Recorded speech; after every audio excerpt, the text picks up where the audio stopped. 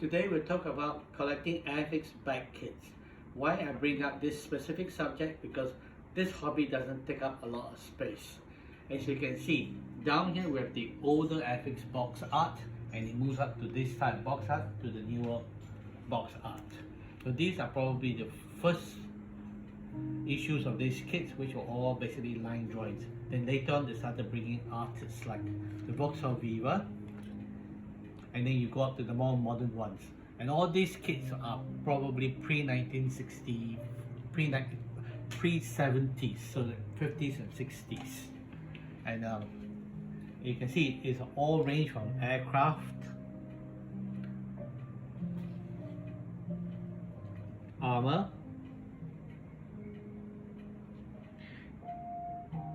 and then down to cars.